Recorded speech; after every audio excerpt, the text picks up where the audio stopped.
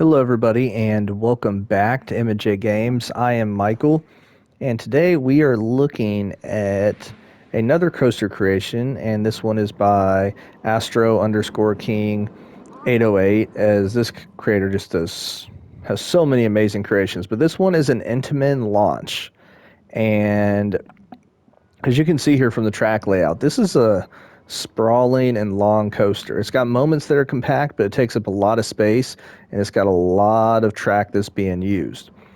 So if we look here, we've got a little gift shop area, and that's not really decorated too much, which is totally fine. Um,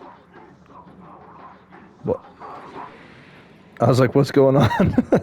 My bad, hadn't heard that music, whatever that noise is before.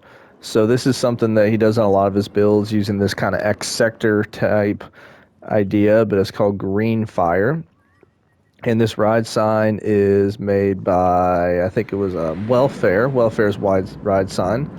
So make sure and check that out. But I love this queue.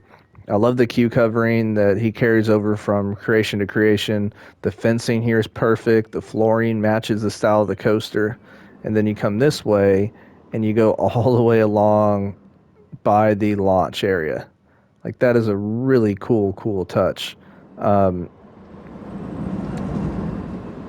oh, that's cool. And then you go underneath one of the inversions. This queue is absolutely fantastic. And I like how you've got the fences there too, because staff can walk down there if they need to for some reason. And then you've got this staff door, and you've got it kind of roped off or gated off. Then we go back here, and you got the same kind of fencing up here in the station. I've seen him do a lot of this style before, where you've got kind of open with glass right here in the middle, which is nice. You've got the lockers. And then we've got the operator's booth, which this operator's booth was, I believe, created by Marco Cop 93. So I'll try to see if I can find those links to put them in the description below if you wanted to use any of them. But yeah, so let's go ahead and look at the stats on this coaster before we take a ride. So if we look at these stats, let's pause that. Almost everything's green. G-forces look good. Biggest drop 64 feet. Max speed 52 miles per hour. 6 inversions. And we'll talk in a second.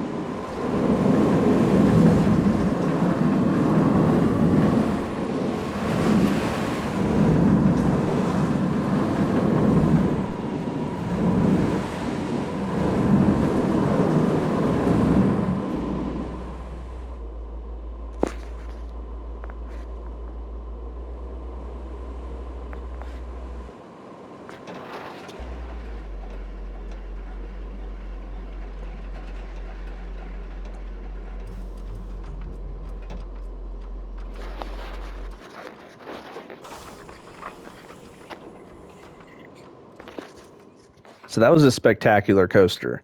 I think what I loved about it is it's almost like there are two halves. And I mean, there are obviously two halves because you've got two launches. But you got this first one here that's got the, go up the hill a little bit. And this whole time, it kind of, I don't want to necessarily say meanders around because it does go at a pretty good speed. But it's more like when I was riding it like here, I was thinking, okay, this is probably more on the family coaster variety. And then you get to this inversion, which was really well done, and an awesome sight line going above the track. And then you get to the second launch, and it's like it kicks into high gear. It's like, all right, we're not playing around anymore. I do think this part needed a little more smoothing. It kind of whips a little bit too much, but the rest of the coaster is at a blistering pace, and I'm all here for it, man. This is just fantastic. That overbank turnaround, and then this roll right here is just absolutely amazing. And so this is an Intamin style coaster, which you might have been able to tell from the elements and stuff, but I absolutely love this. Like I said, I think this is the only part that needed, I think it needed to be smoothed a little bit more, as I think it kind of whipped a little bit too much coming out of that, but that is awesome, and I love the transfer track. Only thing I'd say, you want to make the door tall enough to where those things can fit underneath. But no, this is a really, really good job. Absolutely love it.